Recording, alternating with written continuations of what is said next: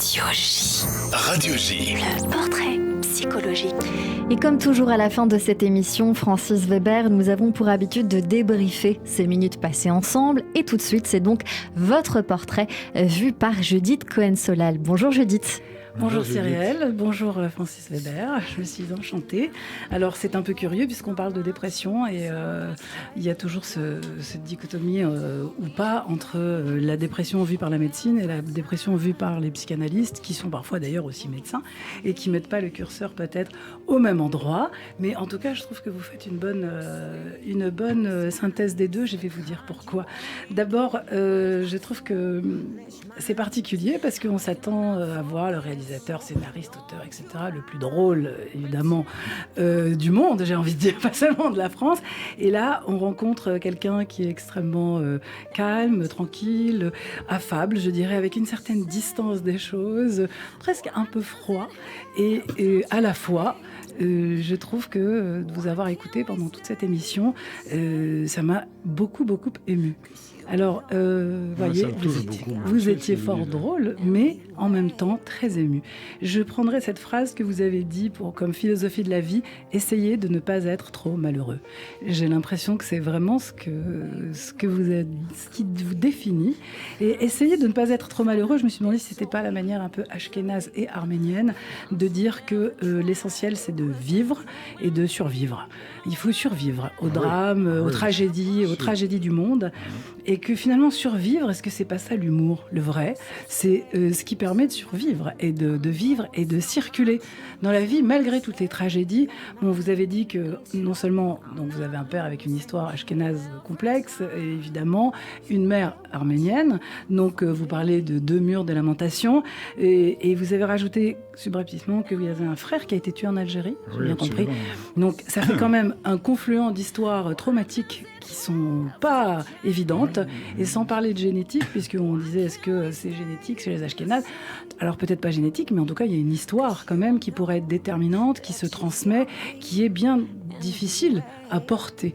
Et votre manière de la porter, elle est quand même extraordinaire, c'est que vous avez mis l'humour juif, ou l'humour juif, arménien, enfin l'humour des tragédies au service... L'humour juif en fait, parce que ça me fait vraiment rire.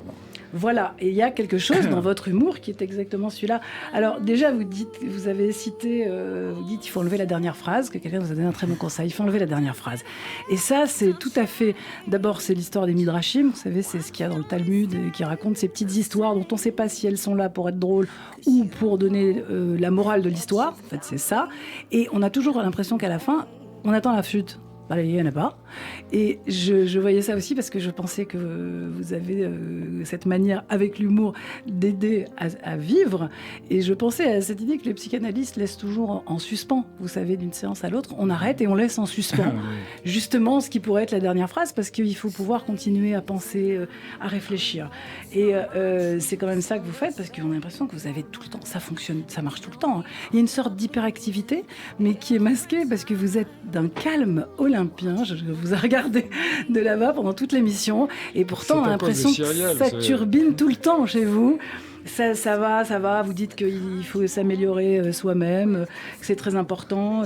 Il y a une forme d'inquiétude de ce qui se passe autour de vous. On disait comment est-ce que vous choisissez les sujets. Alors vous avez dit, c'est magnifique, que le sujet se pose sur votre épaule. Et je pense qu'en effet, c'est pas l'actualité, c'est ce qui, dans l'actualité, fait réminiscence de choses qui, à l'intérieur de vous, travaillent déjà. Et qu'à ce moment-là, vous attrapez, et c'est justement votre force, c'est de relier des choses qui finalement sont assez universelles, qui appartiennent à l'histoire humaine, mais aussi à votre histoire, à une histoire tragique et à ce qui se passe aujourd'hui. Et votre manière à vous d'attraper tout ça le rend perceptible à tout un chacun.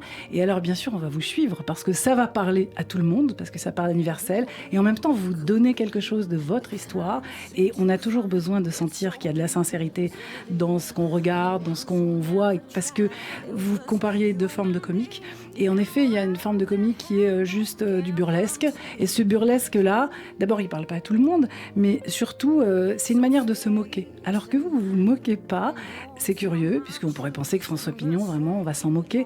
Mais non, en fait, il y a cette part tragique qui fait que, en même temps, il est tellement sensible, il est tellement gentil, il y a quelque chose qui est... Puis il est tellement gaffeur. Donc, c'est pas méchant, finalement. Et ça parle à tout un chacun parce qu'on fait des blagues. Je me suis dit, c'est marrant, c'est comme si vous preniez les lapsus et les actes manqués, vous mettez le projecteur dessus, et c'est ça qui va faire ce qui est drôle. Or, bien sûr, le lapsus et l'acte manqué, c'est toujours drôle parce que on a raté une marche et en même temps, c'est tellement, ça traduit quelque chose de la vie et de la profondeur des choses. Et voilà donc comment est-ce que je vous vois. Vous avez dit à la fin, et je conclurai avec ça, que votre dernier mot, ça serait adieu.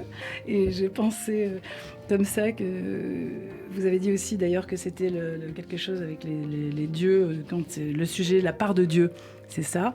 Et je me suis dit que dans les deux cas, on espère que ça sera le plus tard possible, mais je pense que même là-haut, vous aurez quelque chose à dire avec le rire de Dieu, comme disait Wiesel, Oui, et sans doute faire rire tous ceux qui sont là-bas, et même Dieu. T'as dit, mon fils, c'est drôle. Il a dit, avant de devenir athée, j'ai 2 mots à dire à Dieu. C'est joli. C'est joli, ouais. C'est très joli. Et moi, j'ai trouvé une formule que personne ne comprend, même pas moi, mais tout le monde dit c'est très beau. Vous voulez que je vous la dise ? Dites-nous. Je disais, la vie n'existe que parce que la mort avait besoin d'une préface. Alors tout le monde dit, c'est beau. C'est une ouverture, là, Francis Weber, que vous nous faites. C'est une ouverture que vous nous faites. Pourquoi ? En fin d'émission, c'est une ouverture sur autre chose, puisque vous dites, c'est la préface. La vie, c'est la préface de la moi, mort, je crois finalement. beaucoup à l'au-delà. Et vous, docteur ? C'est un peu Vous ne savez pas. Ça, c'est une émission que nous allons faire Et puis, ensemble, ça garde évidemment. tragique. Évidemment, on a envie d'en savoir Regarde, plus c'est là-dessus. magnifique. Parce que c'est bienveillant comme analyse. Ça me fait plaisir, très évidemment, parce que c'est complet. Là, je repars habillé pour l'hiver. Et merci beaucoup, Judith Cohen-Solal, que l'on retrouve tous les jeudis.